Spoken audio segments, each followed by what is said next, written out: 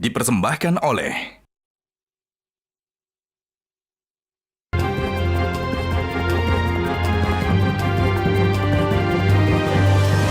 Pemirsa, hampir 1 bulan terakhir negara kita dihebohkan dengan urusan pagar laut. Bambu yang membentuk pagar sepanjang 30 km lebih di Laut Tangerang, Banten akhirnya dibongkar.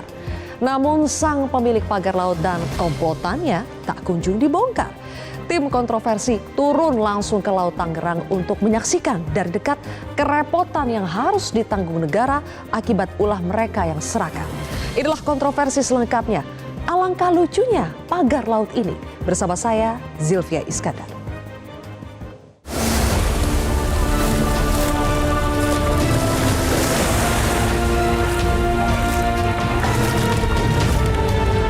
Rabu 22 Januari 2025, akhirnya Kementerian Kelautan dan Perikanan bersama dengan TNI Angkatan Laut dan jajarannya membongkar pagar laut yang sudah ada sejak Juli 2024 di perairan Kabupaten Tangerang. Tim kontroversi melihat langsung bagaimana proses pembongkarannya.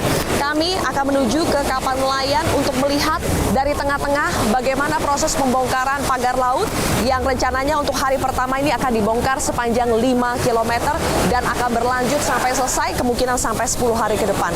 Apa saja cara-cara yang dilakukan oleh tim yang berada di lapangan untuk sesegera mungkin bisa mencabut pagar laut tersebut? Kita lihat bersama.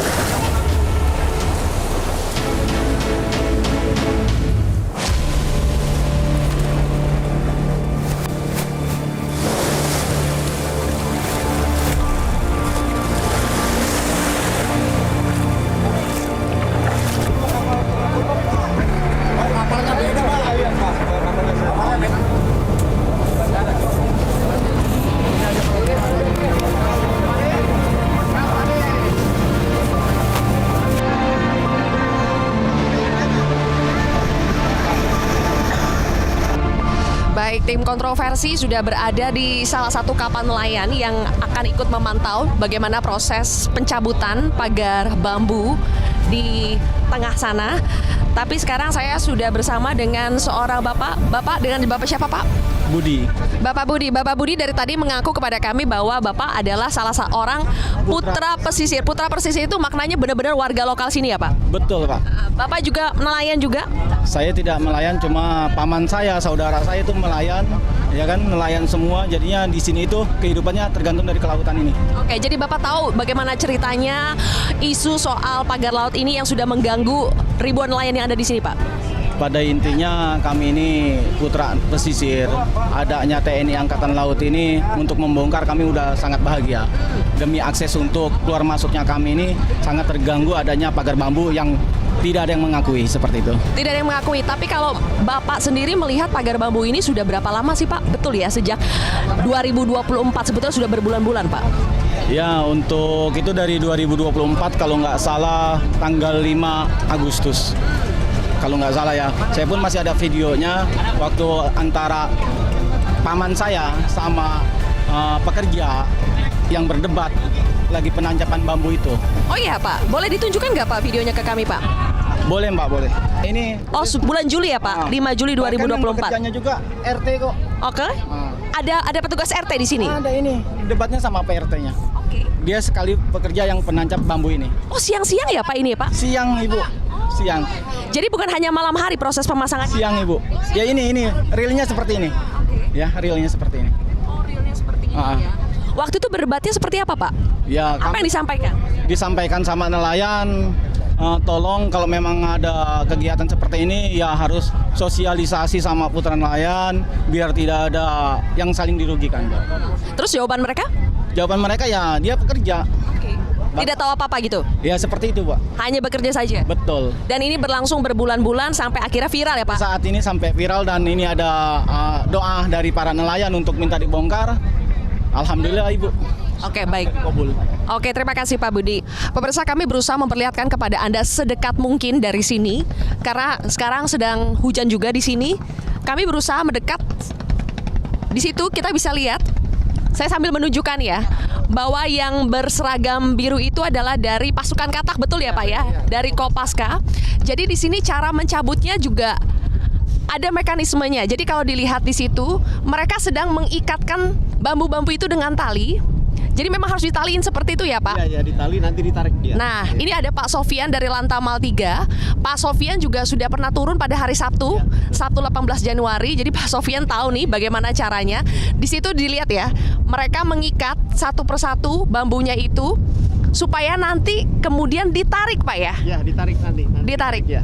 Nanti dirangkai beberapa bambu gitu, langsung ditarik pakai kapal ini, pakai sea rider, nanti baru ditarik gitu. Jadi teknisnya seperti itu. Pakai sea rider. Ya. Jadi cara mengikatnya sekali lagi pemirsa seperti itu. Bambu diikat, dirangkai, kemudian dengan menggunakan di sini ada yang namanya sea rider Pak ya? Sea rider ada rib ya. Ada sea rider, ada rib dari Kopaska. Dari Kopaska. Ini dari Kopaska. Ini pasukan katak. Jadi yang turun pada hari ini tuh banyak, bukan hanya dari Kopaska, Banyak. ada dari marinir juga, ada dari Polairut. Kemudian dari warga nelayan juga yang selama ini terdampak ikut turun pemirsa. Proses penarikannya seperti itu. Nih ya, itu ada sea rider yang menarik bambunya seperti itu. Jadi sebetulnya cukup manual Pak ya prosesnya ya? Memang bisanya cuma manual, karena kalau ditarik satu persatu itu lebih sulit lagi tuh. Iya, karena kalau satu-satu makan waktu yang lama dan kurang efektif juga. Oke. Jadi caranya kurang lebih seperti itu. Dan di laut masih tersisa itu bambu-bambu yang sudah terjabut. Pemirsa bisa lihat ada yang tersisa dan itu harus dipungut satu persatu. Itu bambu diambil, ditaruh di sea rider seperti itu juga menyulitkan dong Pak. Pastinya tidak bisa muat banyak ya Pak? Iya, lumayan, karena kan ya keterbatasan juga. Jadi ya memang harus ekstra ini. Ekstra, makanya dalam satu hari ini saja Pak, total berapa armada nih Kopaska, Polairut, dari KKP juga yang diturunkan? Kalau pastinya saya kurang pasti ya, karena tadi kan ada panitianya sendiri yang merekod jumlahnya.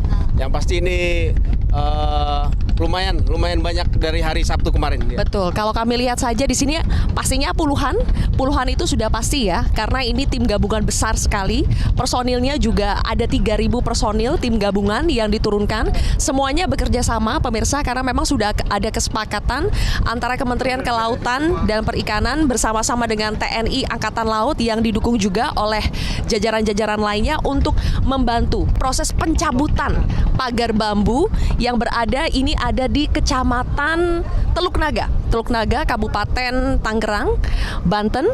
Sudah meresahkan sejak lama, tapi baru viral awal Januari 2025. Maju mundur sebetulnya proses pencabutan atau pembongkaran pagar bambu ini, tapi setelah melalui beberapa yang kami sebut sebagai drama, akhirnya jadi juga pada tanggal 22 Januari 2025 proses pencabutan hari pertama. Diperkirakan ini bisa sampai 10 hari tergantung dari nanti kecepatannya dan juga pastinya ada faktor-faktor seperti cuaca juga. Untuk hari pertama saja ditargetkan ada 5 km, panjangnya kan totalnya ada 30,16 km. Ditargetkan ada 5 km yang sudah bisa tercabut. Sebelumnya pada hari Sabtu itu sudah tercabut sekitar 2,5 km ya Pak? Kurang lebih kemarin hari Sabtu itu 2,5 km yang sudah kita cabut. Itu memakan waktu berapa lama tuh Pak bisa 2,5 km? Kemarin kita dari pagi sampai dengan sore sekitar 7-8 jam lah. 7-8 jam. Tapi kan pada hari Sabtu itu mungkin masih menerka-nerka juga ya Pak ya. Masih mengukur, masih pertama kali, jadi masih ngira-ngira lah. Kami juga mendapatkan informasi pemirsa bahwa dari Menteri ATR, Kepala BPN Nusron Wahid juga turun langsung, meninjau langsung proses pencabutan dari pagar bambu ini. Kenapa? Karena hanya 2 hari sebelum proses pencabutan ini, yaitu pada Senin 20 Januari 2025, babak baru dari polemik pagar laut ini terungkap lagi. Karena ternyata pagar laut ini, Menteri ATR mengumumkan bahwa di sekitar kawasan perairan Kabupaten Tangerang yang ada pagar lautnya ini ternyata berseliweran sertifikat hak guna bangunan dan bahkan juga ada sertifikat hak milik. Ada 263 bidang dalam bentuk sertifikat hak guna bangunan yang ternyata itu adalah milik 2 PT dan 1 perseorangan. Ada 234 bidang itu adalah milik PT Intan Agung Makmur sebanyak 234 bidang. Kemudian ada 20 bidang yang merupakan milik PT Cahaya Inti Sentosa. Dan 9 bidang lainnya itu adalah milik perseorangan, sementara yang bersertifikat hak milik itu ada 17 bidang. Nah, pertanyaannya sebetulnya siapa pemilik PT-PT tersebut? Dari penelusuran media dan juga dari pengecekan AHU, administrasi hukum ya, di Kemenkum, itu kami sudah bisa melihat sebetulnya perusahaan-perusahaan ini terafiliasi dengan siapa. Ada perusahaan pengembang raksasa yang namanya terafiliasi dengan PT-PT tadi yang saya sebutkan, tapi dari pemerintah dan juga dari aparat penegak hukum belum menyebutkan secara pasti, secara tegas siapa sebetulnya pemilik dan pihak yang paling bertanggung jawab dalam memasang pagar bambu ini. Dan sekarang negaralah yang bisa dibilang harus mengambil risiko, yang malah mengeluarkan biaya dan tenaga untuk mencabut pemasangan pagar bambu yang disebut oleh KPK itu ilegal karena tidak memiliki izin yang namanya izin kesesuaian kegiatan pemanfaatan ruang laut yang harus dikeluarkan sebetulnya oleh KKP kalau ingin memanfaatkan ruang laut di sini, tapi ternyata tidak ada izinnya. Yang ada justru adalah sertifikat hak guna bangunan dan sertifikat hak milik.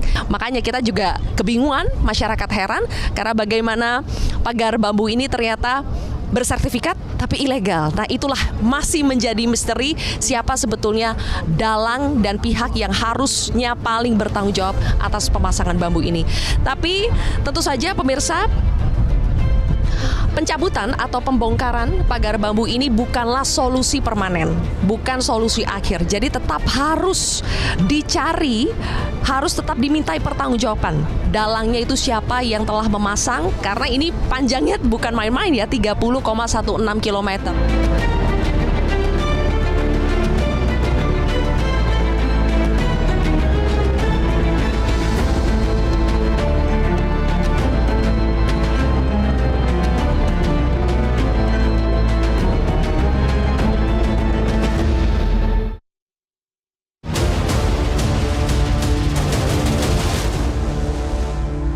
Dipersembahkan oleh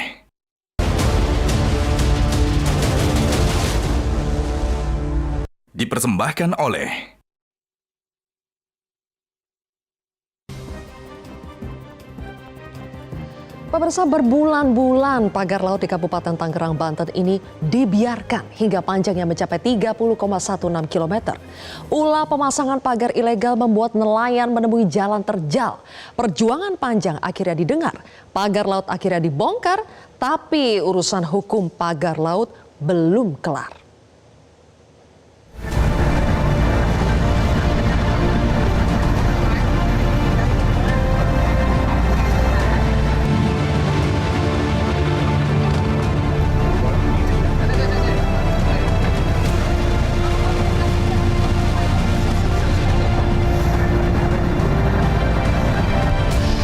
Sekarang tim kontroversi pindah lagi ke perahu yang lebih kecil supaya bisa lebih dekat, pemirsa. Kami menumpang kapal dari KKP ya, Kementerian Kelautan dan Perikanan, untuk menunjukkan kepada Anda lebih dekat lagi bagaimana sebetulnya bambu-bambu yang sudah dicabut itu bentuknya seperti apa. Kami perlihat kepada Anda dari jarak dekat. Sebetulnya ini bambu biasa, panjangnya sekitar 5-6 meter. Nah, itu dia. Nah, kita bisa lihat dari dekat.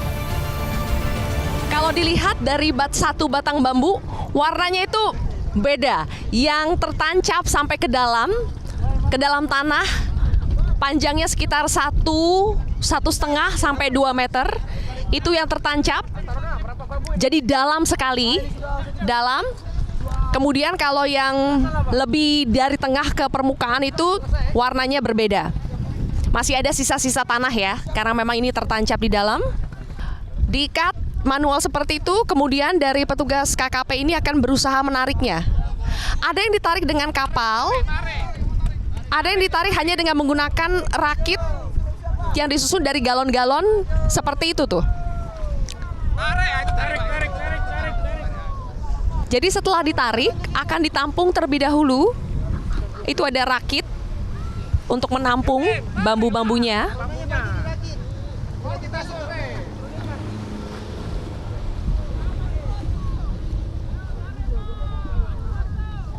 Jadi prosesnya itu harus bolak-balik ya Pak ya? Bambunya dibawa dulu ke daratan, terus balik lagi. Oke.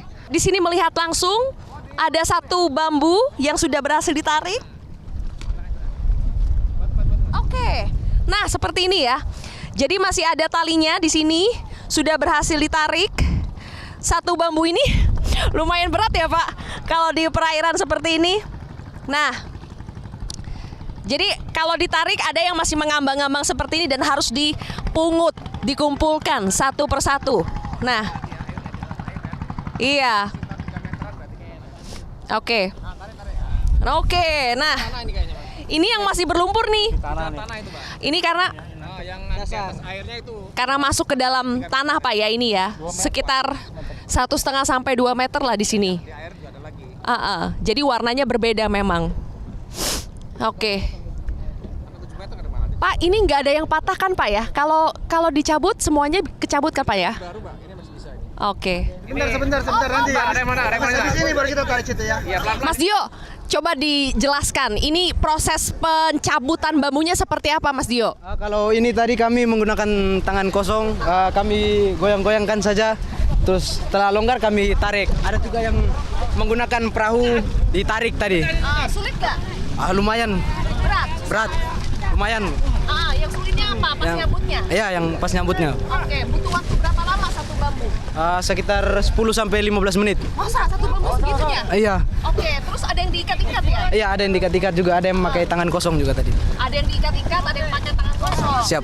Terus kalau yang ini berarti yang ketancap di dalam tanah ya? Siap. Oke, panjangnya sekitar berapa Mas Dio? Panjangnya ini sekitar 10 sampai 12 meter panjang. Wah, panjangnya beda-beda ya? Iya. Oke, tadi ada yang 5 sampai 6 meter. Dan ada yang ditumbuhin kerang seperti itu ya? Iya, udah sampai di tumbuh kerang juga. Kerang, lumus. Iya. Ada juga jaring yang nyangkut, jaring nelayan. yang nyangkut. Siap. Oke. Oke, ya lurus.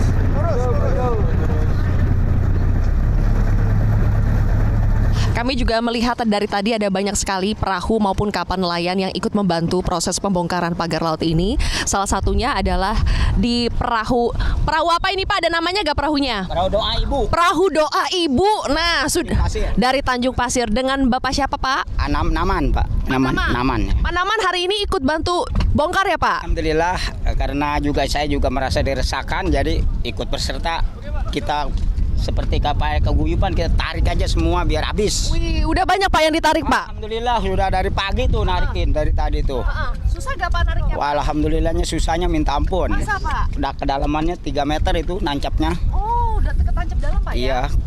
Kalau pengen saya sih yang nyabut tuh yang matok, Bu. Iya, makanya. Ini malahan udah susah nelayan. Udah suntuh, jaring saya sampai hancur. Wah, kenapa tuh, Pak? Itu kena bambu. Kalau saya taruh di sini kan ini tempat-tempat saya cari ikan di sini. Malah susah kalau saya masuk keluar dari Tanjung Pasir, belok masuk itu solarnya juga 4-5 liter udah habis. Biasanya 1,5 liter juga nggak habis saya. Asli saya pribumi Tanjung Pasir. Saya yang jelas merasa dirugikan dengan adanya patok bambu ini. Pagar bambu ini. Pak, kalau proses pemasangannya Bapak lihat gak sih ada tukang yang kerja Itu paling enggak dia lebih dari 30 orang. Pemasangan Bapak pagar lihat ini. tuh, Pak, sendiri? Ya setiap hari saya lihat. Apa pagi, siang, sore? Dari pagi mulai sampai jam 12. Terus juga sore juga masih kerja. Oke. Tinggal tergantung cuacanya. Terus Bapak nanya nggak pas mereka kerja ini Ya kan siapa sih, kalau punya siapa menurut sih? saya mah kan nggak tahu, Bu. Yang namanya kita masyarakat biasa ya. Saya mah nelayan kecil takut aja, Bu. Iya. Kalau udah begini saya mah lebih berani. Iya. Begitu kan? Paling depan kalau udah kayak gini. Paling depan. Semangat lah. Banget. Harga mati. Tapi Pak, meskipun ini sudah dibongkar, menurut Bapak pelakunya Harus, Pak. Harus tanggung jawab lah. tetap tanggung jawab Pak ya? Iya, sebab merugikan masyarakat nelayan Tanjung Pasir sini. Itu sangat-sangat merugikan, jelas merugikan banget. Mereka yang pasang Seharusnya dia yang cabut. Gitu. Jadi jangan berhenti hanya sampai proses Betul. pembongkaran ya Pak ya?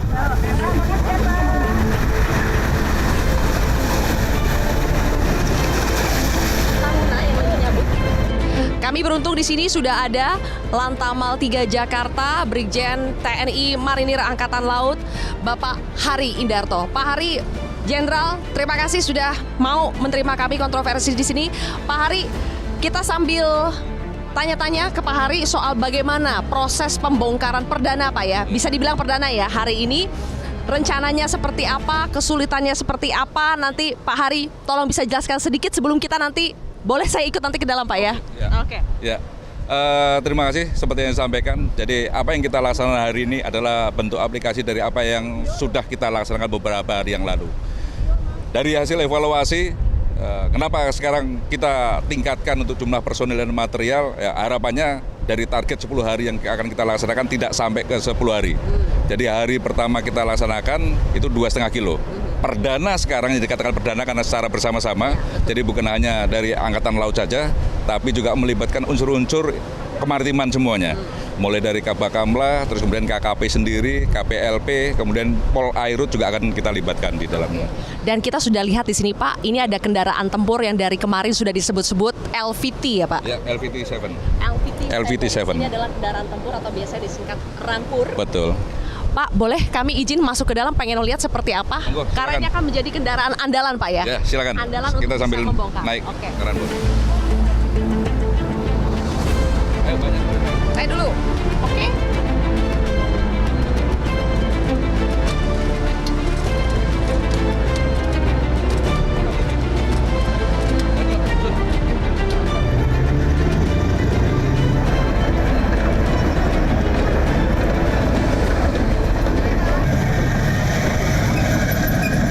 Tim kontroversi sudah berada di dalam kendaraan tempur Rampur LVT-7 yang digunakan oleh TNI Angkatan Laut untuk membongkar pagar laut yang ada di Kabupaten Tangerang.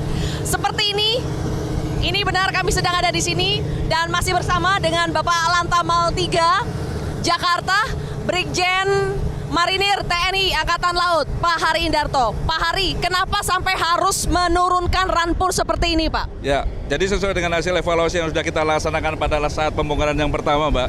Jadi kita mengarahkan 2 takbut, harapannya mendapatkan hasil yang luar biasa untuk bisa mencabut itu.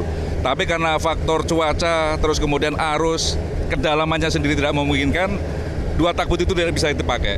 Akhirnya salah satu cara kita coba dengan adanya menggunakan LVT-7 ini, Mbak.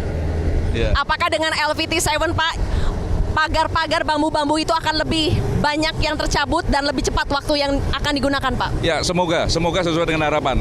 Karena dengan LVT-7 ini kita gunakan, tenaga yang dipakai bukan hanya propeller saja, Mbak. Jadi pada saat kedangkalan tertentu, dia punya rantai untuk bisa menggerakkan. Jadi apapun itu, karena ini amfibi, bisa di laut, bisa di darat, jadi dua-duanya bisa kita pakai untuk bisa lebih mempercepat penarikan. Kami tunjukkan sedikit kepada pemirsa ya, bahwa kami ini sedang berjalan dengan menggunakan LVT-7 Rampur dari TNI Angkatan Laut. Ini amfibi yang harapannya adalah bisa mempercepat proses pembongkaran. Ditemani langsung oleh Lantamal 3 Jakarta, Bapak Brigjen Hari yang dari hari Sabtu. Sebenarnya Bapak sudah memimpin juga, ada 600 personil yang diturunkan untuk membongkar. Pak, kami tadi mewawancarai nelayan juga.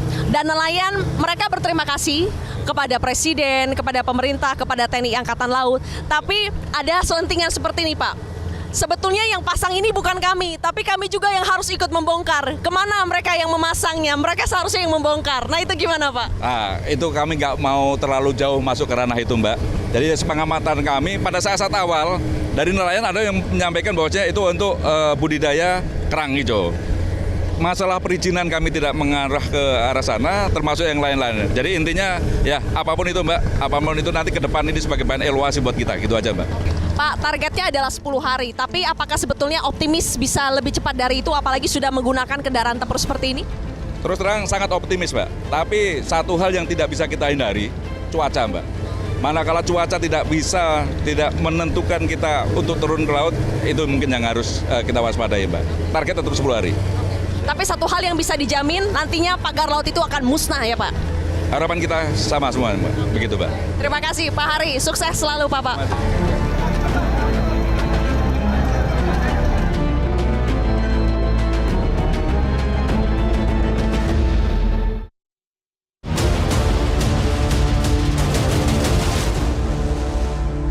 Dipersembahkan oleh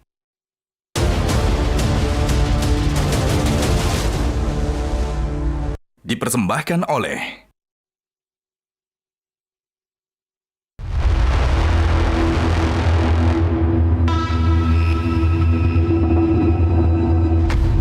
ya kalau nggak perusahaan besar mana mungkin dia bikin pagar seperti itu ya, untuk apa gitu ya.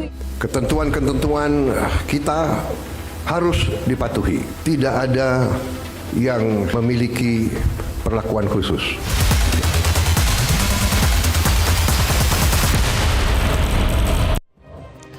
Untuk membongkar juga aktor intelektual di balik pemasangan pagar laut ini, pemirsa, sudah hadir 4 orang narasumber di studio Metro TV. Di sebelah kanan saya anggota Komisi 2 DPR RI fraksi Golkar Ahmad Doli Kurnia. Kemudian juga ada Kepala Biro Humas Kementerian ATR BPN Harrison Moko Dompis. Di sebelah kiri saya ada anggota Ombudsman RI YK Hendra Fatika dan juga Ketua Riset dan Advokasi Publik LBHAP-PP Muhammadiyah Gufroni. Selamat malam Bapak-bapak, terima kasih sudah hadir di kontroversi malam hari ini. Kita cepat saja Bang Gufron. Bang Gufron, Anda dan Koalisi Masyarakat Sipil ya melaporkan kasus ini ke Barreskrim Polri. Ada 7 nama yang dilaporkan. Menurut Anda siapa yang paling bertanggung jawab atas pemasangan pagar laut ini? Ya, betul bahwa kami pada Jumat yang lalu telah menyampaikan pengaduan resmi ke Barreskrim Polri. Yang tentu kami sampaikan dalam materi pengaduan adalah kami menyampaikan hasil penelusuran kami ke pesisir pantai utara. Memang ditemukan ada pagar bambu yang panjangnya 30 km itu. Atas fakta-fakta itulah kami coba menelusuri sebetulnya siapa aktor di balik pemagaran bambu. Nah, berdasarkan video atau yang beredar di sosial media yang cukup viral, kami berkesimpulan ada 7 nama yang diduga terlibat dalam pemagaran bambu ini. Tentu saja dari 7 nama ini yang paling bertanggung jawab dalam persoalan pagar bambu ini tidak bisa dilepaskan dari proyek pengembangan PSN PIK 2. Yang tentu Agung Sedayu Group ada di balik pemagaran bambu ini. Jadi itu yang Anda laporkan ya? Ada nama-nama individual? Kami menyampaikan pengaduan ke Mabes Polri dan ini kita harapkan agar Mabes Polri untuk bisa menindaklanjuti atas pengaduan kami. Yang kami lihat itu ada nama-nama individual di situ, dari mandornya, kemudian ada orang yang membiayai, termasuk ada korporasi di situ yang juga ikut dilaporkan. Ada korporasinya. Oke, Pak Harrison, saya ke Anda. Kami konfirmasi lagi ya. Jadi dari total 280 sertifikat, baik itu SHGB maupun SHM, semuanya sudah dibatalkan, dicabut Pak ya? Ya, yang dilakukan oleh ATR BPN itu kan awalnya melakukan koordinasi fisik, data fisiknya. Kita bekerjasama dengan BIG, pengampu data peta. Jadi kita lihat dari garis batas pantai itu 280 atau 263 HGB itu mana yang kena di luar garis batas pantai dan mana yang di dalam. Itu dulu. Kalau itu yang sudah telak-telak di luar kan enak nih melakukan proses pembatalannya. Nah kalau yang di dalam garis pantai ini kita teliti lagi seperti apa di dalam garis pantai ini, di darat atau di laut. Proses itu sudah berjalan cepat. Pak Nusron adalah persona yang paling awal menyampaikan bahwa ada indikasi yang terlihat di dalam aplikasi ATR Bumi ATR itu bahwa ada sekian 263 awalnya ya karena HGB kemudian menjadi 280 itu kelihatan di peta Bumi ATR yang merupakan tools Kementerian ATR BPN sendiri untuk memberikan social control kepada bagaimana perjalanan pendaftaran tanah dilakukan. Dan itu proses pembatalan sudah dilakukan. Oke, yang dibatalkan 280 itu Pak, semuanya?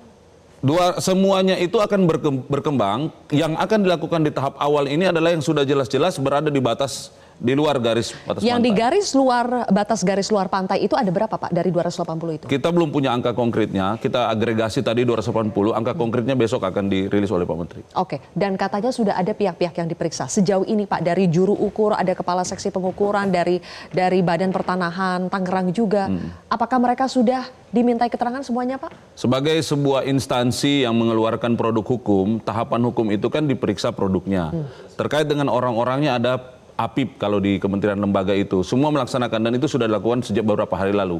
Teman-teman Banten, Tangerang dan lain semuanya sudah dimintai keterangan. Proses sedang berjalan. Sudah ada kesimpulan apakah mereka bersalah atau tidak? Proses sedang berjalan. Mengarah kepada kelalaian administrasi atau ada kesengajaan Pak? Kan itu kelihatan nanti di produknya. Ketika produknya dibatalkan kan berarti ada yang miss. kita ikut saya proseduralnya.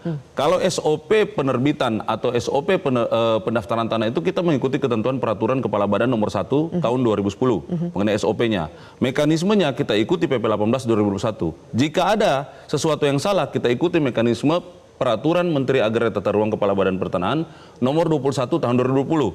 Itu pembatalannya bisa dilakukan. Apakah cacat administrasi atau tidak memenuhi prosedur atau seperti apa? Jadi sejauh ini belum ada orang yang bisa ditunjuk siapa yang paling bertanggung jawab, Pak, atas terbitnya sertifikat itu. Simpul-simpul kegiatan itu kan mulai dari pengukuran, pemberian hak, itu kan ada petugasnya pasti. Nah, terkait petugas-petugas yang melaksanakan tugas pada saat itu, kemudian ada pengukuran KJSB, pihak ketiga, swasta. Sampai itu semua adalah pihak yang menandatangani produk akhir. Kita lihat kewenangan ada di kantor pertanahan, berarti kan kepala kantor pada saat itu. Ya itu semua akan menjadi bagian yang apakah termasuk pemilik PT-nya juga akan dimintai keterangan, Pak? Tidak masuk ke situ. Kalau ATR BPN itu kan produk yang dikeluarkan ATR BPN dong. Kita kan melihat warkah, melihat siapa yang mengerjakan produk itu. Siapa yang mengerjakan, internal. Tapi masalah pemilik itu urusan dari aparat penegak hukum. Ya silakan masing-masing melaksanakan tusi. Oke, saya ingin tanya juga ke Bang Doli dari Komisi 2 yang juga memperhatikan atau mitranya dari Kementerian ATR BPN ya. Benar tidak jadi membentuk panja untuk bisa menelusuri kenapa bisa ada sertifikat, meskipun katanya masih ditelusuri ya, apakah di dalam atau di garis, kenapa bisa ada sertifikat yang berseliweran di daerah di Laut Tangerang? Pertama saya kira kita harus menyamakan kesepahaman ya bahwa ini ada masalah. Jadi jangan ada lagi di antara kita semua elemen bangsa ini mengatakan nggak ada masalah. Kalau kita pakai judul itu, ini kan penuh kelucuan ya. Jadi belum lagi masuk soal aturan, soal peraturan perundang macam-macam. Ini kan ada pagar yang harusnya di darat, itu kita temukan di laut. Ada sertifikat tanah, kita lihat di laut gitu ya. Ini masalah. Jadi jangan ada lagi bilang oh nggak ada masalah. Nah, syukur alhamdulillah pemerintah saya kira merespon ini dengan cepat ya. Pertama Pak Nusron kira-kira 2-3 bulan yang lalu udah bicara soal ini juga dia nih. Ya kan soal PSN di PIK 2 dan segala macam seperti itu. Kemudian yang kedua tadi kita sama-sama dengar pidatonya Pak Prabowo yang begitu tegas tidak akan ada perlakuan khusus kepada siapapun gitu. Kemudian kita lihat gerak cepat dari TNI yang segera melakukan pencabutan pagar itu. Nah ini kan sebetulnya mau mengembalikan pada posisi awal kalau misalnya laut itu adalah areal publik ya memang areal publik tidak punya areal private gitu. Nah tapi kan persoalannya kan nggak sampai harus di situ. Kita kan pertama kita harus menyelesaikan ini masalah ya apa itu tadi misalnya sudah terbit sertifikat. Nah tentu orang yang punya sertifikat itu kan nggak serta-merta belum tentu terima dia kalau misalnya kemudian dicabut begitu aja kan karena dia pasti ngikuti proses prosedur macam-macam mungkin juga udah keluar uang dan macam-macam kan gitu itu nanti pasti akan menimbulkan masalah baru. Kemudian yang kedua adalah menormalisasi situasi yang ada sekarang ini. Nah yang ketiga adalah mencari tahu ada lagi nggak tempat yang seperti ini di daerah-daerah yang lain. Ini kan banyak nih, ada yang bilang Jawa Timur dan segala macam seperti itu. Nah yang keempat adalah ini harus diselesaikan supaya ya ada efek jerah, tidak akan ada kejadian serupa di masa-masa yang akan datang. Nah posisi DPR tentu kami memberikan dukungan penuh kepada pemerintah ya untuk menyelesaikan masalah ini sebaik-baiknya. Nah sementara ini kami memang berjalan berdasarkan fungsi tugas masing-masing yang berkaitan mitranya di komisi.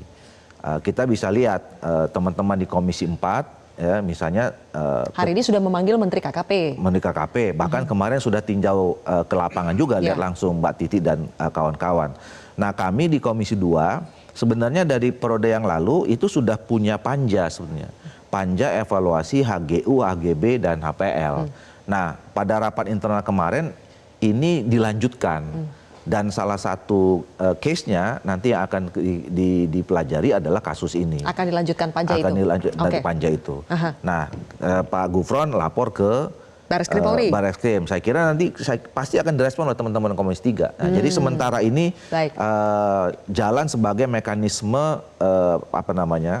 ketatanegaraan kita, fungsi DPR RI sebagai pengawasan. Oke, semuanya sudah jalan di sini, termasuk dari Ombudsman yang juga sudah melakukan investigasi dan besok akan merilis ya Pak hasil dari investigasi itu. Rencananya besok, mudah-mudahan tidak ada halangan ya. Tapi apakah sudah bisa diinformasikan kepada kami?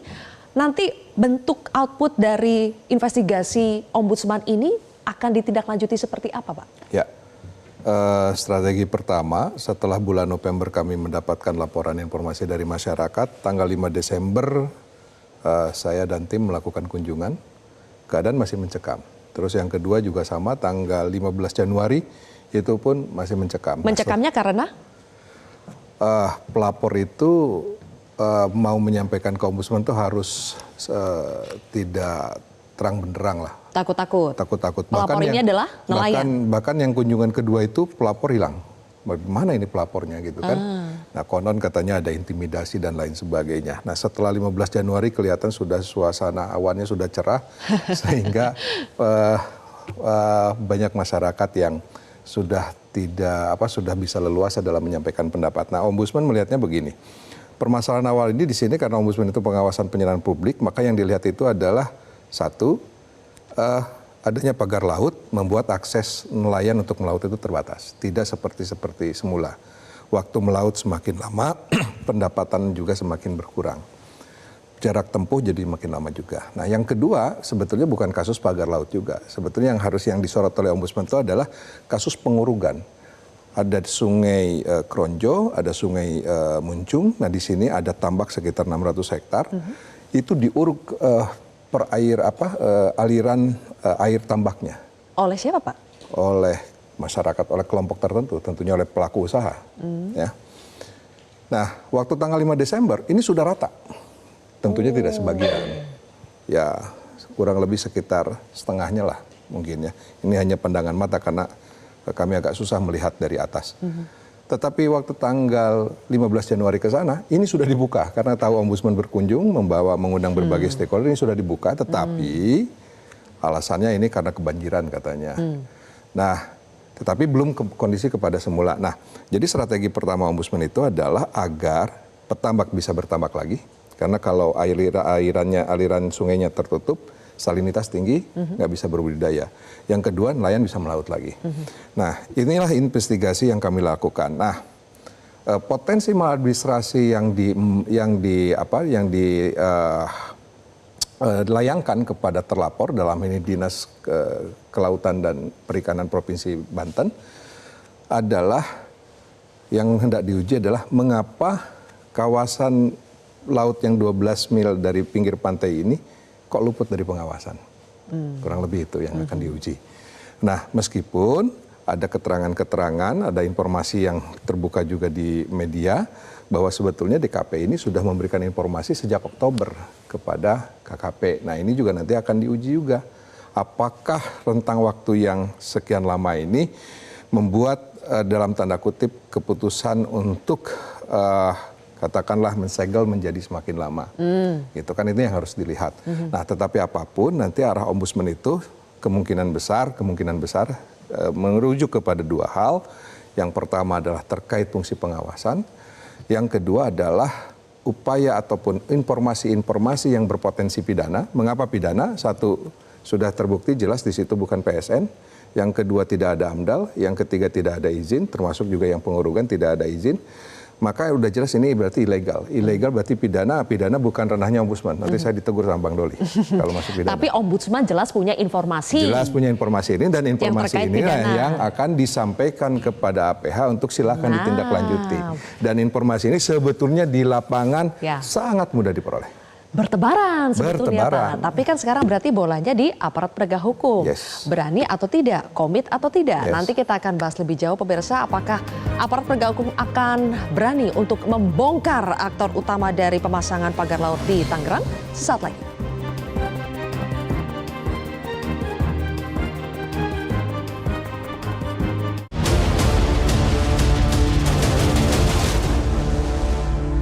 Dipersembahkan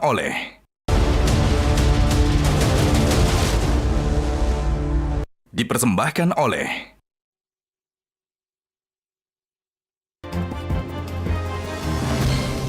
Pemirsa, Presiden menegaskan jangan ada perlakuan khusus, harus diusut tuntas secara hukum soal aktor di balik pemasangan pagar laut. Tapi Bang Doli, pada praktiknya kalau sudah melibatkan dugaannya melibatkan korporasi raksasa, biasanya aparat penegak hukum juga agak takut-takut ini. Bang Doli melihatnya seperti apa? Apakah kali ini betul-betul demi menjaga marwah semuanya harus ditindak secara adil? Iya, saya kira kasus ini tidak perlu banyak didiskusikan ya. Apalagi sudah ada pernyataan resmi dan kuat dari seorang presiden, kepala pemerintahan, kepala negara untuk mengusut tuntas ya. Saya kira semua pihak harus memberikan dukungan itu dan committed terhadap dukungan terhadap Pak Presiden itu. Karena ini juga kasus kan sudah terang benderang ya. Kalau tadi misalnya dengan cerita dari awal-awal kan gelap, setengah gelap, terus sekarang terang, semua ini terang benderang. Kasus ini sudah disorot semua mata Republik gitu ya. Dan kalau memang ini nanti tidak diselesaikan secara tuntas, ya mungkin akan ada kemarahan yang luar biasa ya dari publik gitu. Nah oleh karena itu tinggal mudah-mudahan ya semua pihak pemerintah, DPR ya sama-sama bisa menjaga itu pesan dari Pak Presiden itu bisa menyelesaikannya secara tuntas. Ya, baik. Dari Kementerian ATR BPN, Pak Harisson, bagaimana menerjemahkan perintah Presiden? Apakah mereka kalau nanti terbukti lalai administrasi atau sengaja akan disanksi tegas? Ya, sejalan dengan yang disampaikan Bang Doli, kita melaksanakan ATR BPN itu berkonsentrasi kepada apa yang menjadi tugasnya dalam menjalankan atau mengamankan perintah Presiden ini. Sebagai sebuah lembaga tata usaha negara, instansi tata usaha negara, dia kan menganut asas contrarius actus. Dia mengeluarkan produk sesuai kewenangannya, dan apabila menemukan hal-hal yang memang tidak sesuai prosedur, dia juga bisa membatalkannya. Itu yang sudah dan sedang dilakukan oleh ATR BPN sampai hari ini. Fisik maupun yuridis. Ya kita tunggu saja hasilnya. Semua harus terang benderang, semua harus cepat, tetapi harus precise. Karena proses pembatalan itu pun tidak boleh menyisakan permasalahan hukum di kemudian hari. Nanti itu akan jadi muter-muter tidak punya ujung. Itu yang dan kepada orang-orang di dalam yang terlibat bagaimana itu, Pak? Termasuk penelitian dilakukan oleh APIP, apa perannya, apa kesalahannya, dan semua pasti akan ada konsekuensi. Dan itu sedang dijalankan. Kita menunggu nanti. Kita menunggu. Oke, baik. Dari Pak YK, bola penuntasan kasus ini sebetulnya ada di mana? Ada di KKP, ATR BPN, di aparat penegak hukum, atau di mana, Pak? Semuanya terlibat tadi. Ya. Yang pertama, kalau dari sisi penyelenggaraan pelayanan publik, terima kasih Ombudsman kepada TNI AL yang sudah berpartisipasi luar biasa untuk mencabut pagar. Yang kedua adalah kepada KKP dan APH segera tuntaskan persoalan-persoalan hukum di balik itu semua karena informasi sebut terang benderang dan bekerja dengan cepat. Karena kalau hari ini kita tidak bekerja secara cepat, reaksi masyarakat ini semuanya memantau. Jadi tidak ada lagi alasan untuk misalnya katakanlah menutup-nutupi sesuatu karena dalam kondisi sekarang misalnya alasan-alasan contoh dari Pantura misalnya ini untuk kerang untuk budidaya untuk jaringan rakyat Pantura ya, yang mengaku mereka nelayan secara swadaya membangun pagar. Nah, itu kan juga itu kan menutup itu jelas lah kita semua naif melihat kalau percaya informasi seperti itu sehingga sebetulnya juga dalam proses pemeriksaan bisa lebih cepat. Kepala desa bisa dipanggil gitu ya. Camat-camat juga bisa dipanggil gitu kan dan ini mudah sekali untuk melihat sebetulnya kasus hukumnya seperti apa. Nah yang ketiga adalah tentunya ujung dari semua itu sebetulnya bermula dari PSN. Jadikan ini menjadi ajang bersih-bersih dan evaluasi segera PSN agar jangan sampai kasus seperti ini terulang kembali. Oke, baik.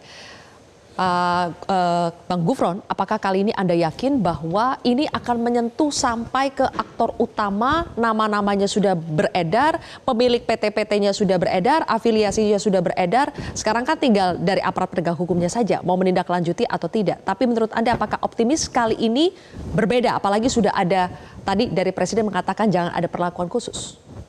Dengan kami datang ke Mabes Polri itu menunjukkan bahwa kami masih punya rasa optimisme penegakan hukum dalam kasus pemagaran laut ini bisa dituntaskan oleh APH. Maka yang selama ini dilakukan oleh teman-teman dari Ombudsman, KKP, ATR BPN dan juga DPR itu nanti muaranya adalah ke Mabes Polri.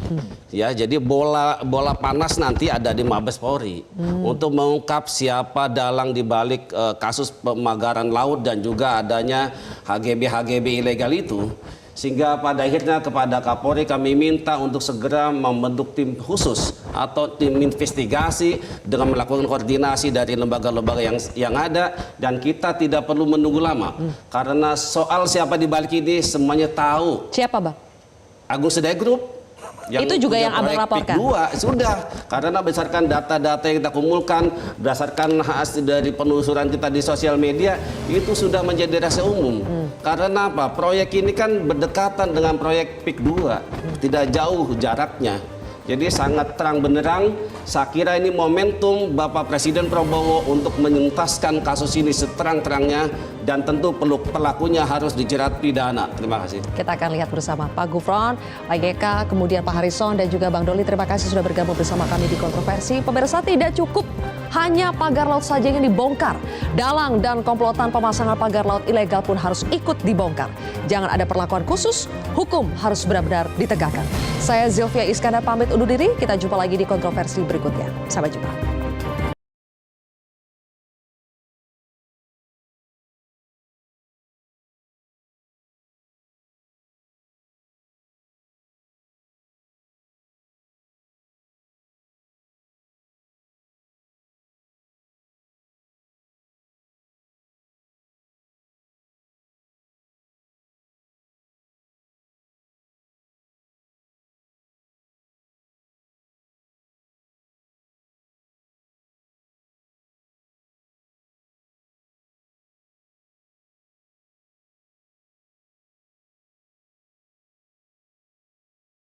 Jelajahi cara baru mendapatkan informasi. Download Metro TV Extend sekarang.